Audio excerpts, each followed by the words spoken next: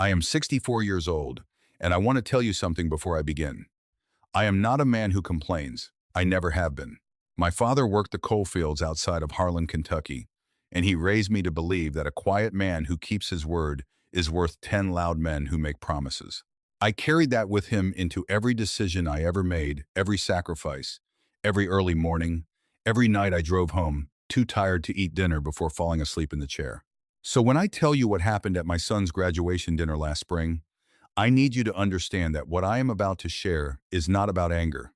It is about something I have thought about every single day since it happened. And by the time I am finished, I think you will understand why I did what I did. My name is not important, but my son's name is Daniel. He is 31 years old, and for most of his life, I believed he was the best thing I had ever done. I raised Daniel by myself from the time he was 9 years old.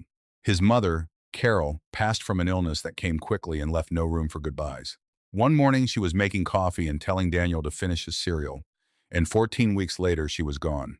I do not talk about that period of my life very often, friends, because some pain does not get smaller with words. It only gets quieter, and you learn to carry it differently. But I will say this, losing Carol changed the shape of every room in our house, and for a long time, I did not know how to be both parents to a little boy who cried himself to sleep asking questions I could not answer. I did what I could. I worked my landscaping business during the day and studied contracts at night so I could grow it. I drove Daniel to school every morning, packed his lunch, helped with homework I sometimes barely understood, and coached his Little League team for 4 years, even though I had never played baseball in my life. We had modest things: a small house in Macon, Georgia, one reliable truck, vacations that meant driving to the state park and grilling hot dogs by the lake. Daniel never complained, not once, and I was proud of that. I thought Carol would have been proud of that too. When Daniel was in high school, something shifted in him. Not in a bad way, not then. He became serious about business. He started reading books about finance and strategy. He got a scholarship to a university in Atlanta, and I remember sitting in the car in the parking lot of that school the day we dropped off his things, and I pressed my hand flat on the steering wheel and just breathed for a moment, because Carol would have given anything to see that day. Daniel graduated. He went into corporate consulting. He met a woman named Bridget. Bridget came from what people politely call old money. Her father was a retired federal judge in Savannah. Her mother sat on 2 nonprofit boards and lunched with the kind of women who wore the same pearl earrings every day because they did not need to change them. Bridget herself was intelligent, I will give her that. Sharp and quick, and always the most prepared person in any room. But from the first time Daniel brought her home, and that was only twice in 2 years. Friends, only twice. I felt something in her eyes when she looked at my living room, at my furniture, at my hands. It was not quite disgust. It was more like the look a person gets when they have walked into a store and immediately realized it is not the kind of store they shop in. I told myself I was reading too much into it. Daniel seemed happy. He had moved up quickly in his firm. He called me on Sundays sometimes, and we talked about sports and the news and not a great deal else. I noticed the calls getting shorter. I noticed that when I mentioned coming to visit Atlanta, there was always a reason it wasn't quite the right time. A work trip, a renovation in the apartment, a thing with Bridget's family that weekend. I kept working. I expanded my landscaping operation into commercial contracts, office parks, a hospital campus, 2 school districts. By the time Daniel was finishing his MBA, the business was doing well. Very well. I did not talk about it. I drove the same truck. I wore the same boots. I liked my life the way it was, and I did not need anyone to know the numbers behind it. When Daniel was accepted into a prestigious business leadership program, the kind that requires a significant financial sponsorship from a community partner, he called me. It was the longest call we'd had in months. He explained that the program cost $48,000 and that there was a gap between what his firm would cover and what was required. He asked if I could help. I said yes without hesitating. I did not ask for a thank you. I did not put conditions on it. I wired the money within 3 days, and I went back to my work. And I felt good about it the way a father feels good when he can give his child something that opens a door. What I did not know was that Bridget had told Daniel not to tell her family where the money came from. I learned this later. I learned that when her father asked how they covered the program fee, Daniel said it came from a professional grant. I did not know this at the time. I only knew that Daniel seemed to be doing well, and that was enough for me. The graduation dinner was Bridget's idea. The leadership program held a formal ceremony and reception at a hotel in downtown Atlanta. The kind of hotel where the doormen wear white gloves and the chandeliers look like they were designed by someone who had never worried about an electric bill. Bridget's family reserved a private dining room for 40 guests afterward. I received a printed invitation in the mail, which I thought was a kind gesture. I bought a new shirt, I polished my dress shoes. I drove up from Macon the night before and stayed at a motel off the highway because the hotels near the venue were $300 a night, and that is not how I was raised to spend money. I arrived at the ceremony looking, I suppose, like exactly what I am, a working man who cleaned up as well as he knew how. The ceremony was beautiful. I sat in the third row and watched my son receive his certificate on that stage, and I felt something rise in my chest that I can only describe as the particular pride of a person who has carried something a long distance and finally sets it down. I thought of Carol. I always think of Carol at moments like that. Afterward, the dinner. Bridget's family was already seated when I arrived. Her father, Judge Harlan, was at the head of the long table. Her mother, dressed in a cream blazer, was speaking to a woman I did not recognize. Daniel was standing near the bar with two men in suits I had never met. He saw me come in. He smiled a smaller smile than I expected and crossed the room. "Dad," he said, "you made it." "Of course I made it," I said. He introduced me briefly to the two men, whose names I immediately forgot because I was watching his face. There was something careful in it, something managed, like a man who has rehearsed where to put his hands. Bridget appeared. She was in a dark blue dress, and she looked exactly as polished as always. She greeted me with a smile that did not reach her eyes and said it was lovely I could come. She gestured toward the far end of the table, the end near the kitchen door, and said, "We've put you down there with the Holloways. I think you'll enjoy them." I thanked her and took my seat. The Holloways were a pleasant older couple from Augusta. We talked about grandchildren and weather in their vegetable garden, and I was content. I ate my salad. I listened to the conversation around me and felt, as I had felt many times before, like a person observing a world he does not quite belong to. And I had made my peace with that a long time ago. Then Judge Harlan tapped his glass and stood to give a toast. He spoke beautifully, the way men who have given rulings in courtrooms for decades know how to speak with weight and precision and the implicit understanding that no one will interrupt them. He praised Daniel's intellect. He praised the program. He spoke at length about the family's pride in Daniel's achievement. He mentioned Bridget's support. He talked about the community of people who had invested in Daniel's success, naming the firm, naming Bridget's family, naming the program itself. He did not mention me. I told myself that was fine. I was not there for a mention. I was there to see my son. But then Bridget's mother leaned across the table toward one of the other women, and in the particular way that people speak when they believe they are not being heard, but they don't particularly mind if they are, she said, "Daniel is really a self-made success story, isn't he? Completely built from nothing, without much of a foundation to speak of." The woman beside her murmured agreement. I kept my eyes on my plate. Daniel was at the other end of the table. He had heard. I know he had heard, because I watched the back of his neck go still in the particular way a person goes still when they are deciding not to react to something. He decided not to react. After dinner, during what the program described as a reception and reflection period, Bridget found me near the windows at the edge of the room. She was carrying a glass of champagne and wearing an expression I can only describe as the result of a conversation she had clearly already had with herself. "I want to say something to you," she said quietly, "and I hope you'll take it in the spirit it's meant." I turned and looked at her and waited.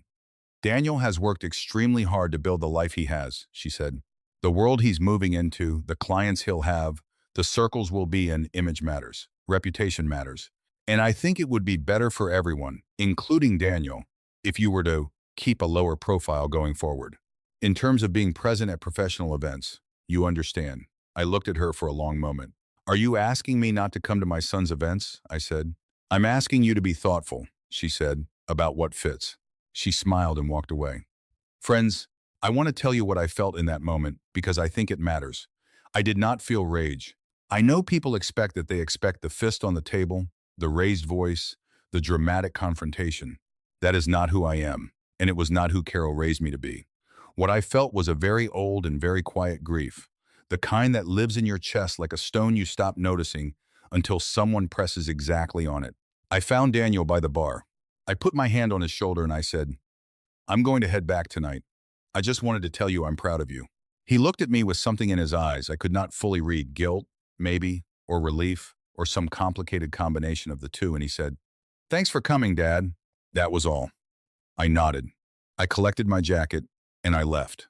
But not before I stopped at the host reception desk near the lobby and left my business card with the woman behind it and asked her to pass it to the hotel's events director with a note that I was interested in discussing a commercial landscaping contract for the hotel's grounds and the 2 satellite properties they managed in the metro area. She looked at the card and looked at me and said, "Of course, Mr. Calloway. I'll make sure he gets it." I drove back to Macon that night with the windows down and the radio on low and let the dark highway do what dark highways have always done for me. Cleared my head out like a good wind through an open barn. I want to tell you what I had built, because I have never told anyone the full shape of it, and I think now is the time. I started my landscaping company with a second-hand mower and a used trailer when Daniel was 11 years old. Within 5 years, I had 6 crews. Within 10 years, I had 32. I expanded into commercial maintenance, then into property management consulting for large commercial real estate holders. I had, over the course of 2 decades of quiet and consistent work, become the primary grounds and exterior services contractor for 11 commercial properties in the greater Atlanta metro area, including, as it happened, the office tower where Daniel's consulting firm occupied 4 floors. I had never told Daniel this. Not because I was hiding it, but because it had never seemed like the right moment to bring up, and because I did not think it should matter. A man does not help his son in order to be thanked for it. He helps because that is what fathers do. 3 days after the graduation dinner, Daniel called me. His voice was careful in the way his voice had been careful at the dinner. He asked how the drive home was. He asked about the business. And then, after a pause long enough that I could hear him deciding whether to say what came next, he said, "Dad, Bridget mentioned she spoke with you at the dinner. I just want to make sure everything is okay." "Everything is fine, Daniel," I said. "Good," he said. "Good. Because she was just she has a vision for how things should go, and she cares about that a lot." "I understand," I said. "And I just want to make sure," he said, "that we're all on the same page." I thought about $48,000 moving through a wire transfer on a Tuesday afternoon. I thought about Sunday mornings at a baseball diamond when my knees already ached, and I did not know a sacrifice fly from an infield fly, and I learned both because my son needed me to. I thought about the drive to Atlanta on Parents' Weekend his freshman year, the one where Daniel asked me not to park in front of the dorm in case other students saw my truck. "We're on the same page," I said. We were not on the same page. About 2 weeks after that call, I received a message through my business's administrative line. It was from Bridget's father, Judge Harlan. Not a personal message, a formal one on behalf of a nonprofit foundation his family chaired. They were, the message explained, looking for a landscaping and grounds management vendor for a new facility they were opening in Buckhead. Could my company provide a proposal? My office manager brought it to me. She had no idea who the Holleran family was in relation to me personally. She just handed it to me with a stack of other proposal requests and said, "This one looks like a nice contract." I read it twice. Then I sent a very professional response indicating that we were pleased to be considered and that our team would be in touch with a full proposal within 10 business days. What I did not send was any indication of who I was in relation to the family. I let my company's record speak.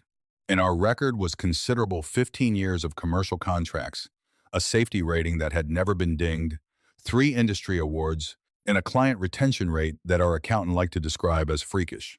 2 weeks after submitting the proposal, I received a call from Judge Harlan's foundation director. We were selected.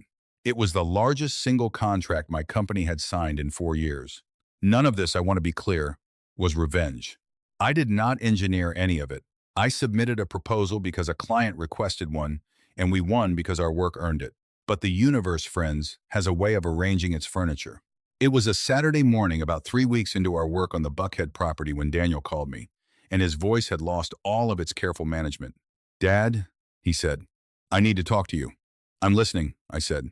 "Bridget's father, he found out that your company has the contract on his property. He found out who you are. He found out he looked into the business, Dad. He found out about the Atlanta contracts. He found out about the office tower." There was a long silence. "He's asking Bridget why she didn't know," Daniel said. "Why I didn't tell them." I let him finish. "He's asking how the son-in-law of a federal judge was accepting a $48,000 private transfer and listing it as a grant on a program application." There it was. I had not known about the grant misrepresentation until that moment, not with certainty.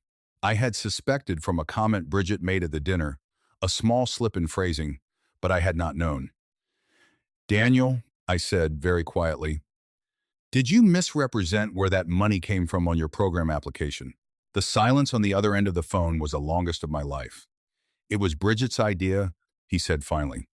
She said it would look better. I sat down in my kitchen chair, and I looked out the window at the yard, and I thought about Carol. I thought about what she would say to me right now if she were sitting across the table. I thought I knew. Daniel, I said, you need to talk to a lawyer. Today, not tomorrow. Dad, today, I said, and whatever happens next, it needs to happen honestly. No more management, no more vision for how things should look. The truth. He was quiet for a very long time. I'm sorry, Dad, he said. And this time, for the first time in a long time, it sounded like the boy I raised. Not the managed man at the bar with the careful smile. The boy who used to sit at the kitchen table and eat cereal while his mother made coffee before everything changed. I know you are, I said. I love you, Daniel. That doesn't change. But you made this situation, and you have to walk through it honestly. I will not describe the months that followed in full detail, because they were difficult and they belonged to my family and not to the world. I will tell you that the program's compliance office investigated.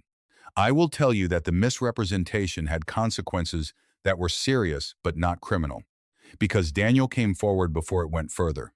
I will tell you that Bridget's father was not pleased, and that the relationship between Daniel and Bridget's family became something I do not have a clean word for. I will tell you that Daniel came to Macon in July. He sat at my kitchen table, the same table, friends, the same chairs, and he put his hands flat on the wood, and he looked at me and said, I didn't defend you at that dinner. She told me not to make a scene, and I listened to her instead of listening to what was right, and I'm sorry for that more than anything else. I poured him a cup of coffee. I sat down across from him. Outside, the birds were carrying on with the kind of enthusiasm birds have in summer that always strikes me as slightly excessive and deeply good. You know what your mother used to say? I told him. He shook his head. She used to say that the people who are hardest to impress are never the ones worth impressing. She said that to me once about a client who gave me a hard time, and I never forgot it. Daniel looked at his coffee cup for a long time. I forgot who I was for a while, he said. Yes, I said, you did. But you're here now. We talked for 4 hours that afternoon. About Carol, about the house in Macon, about what he wanted his life to actually look like when he stopped trying to make it look like something else. About the fact that I had been quietly paying for his success for years and had never asked him to be anyone other than himself, and somewhere along the way he had stopped believing that was enough. I am not going to tell you we fixed everything in an afternoon. Life is not a short story with a clean ending, and I would not trust it if it were. What I will tell you is that Daniel comes to Macon now, regularly. He parks whatever car he is driving in the driveway without any particular concern about who sees it. He sits at this table. We eat whatever I have made. Sometimes he helps me check on a job site, and I watch him walk around a commercial property with his hands in his pockets, asking real questions, and I see something in his face that I recognize. He looks like himself. As for me, I still drive the same truck. I still wear the same boots. I still go to the state park when I want to clear my head and sit by the water and think about Carol and feel the particular gratitude of a man who has been given more than he deserved and knows it. I read a quote somewhere that said, "A quiet man is not a weak man. He is simply a man who has learned that the right kind of strength does not need to announce itself." I thought about that a long time. I think Carol would agree. Friends, if you have children, love them hard and teach them harder. Teach them that the measure of a person is not the room they walk into, but what they carry when they walk out. Teach them that humility is not the same as smallness. And if your children forget these things for a while, as children sometimes do, don't stop loving them. Just keep the kitchen table exactly where it has always been, and trust that one day they will find their way back to it. That table has never moved, and I am still sitting at it.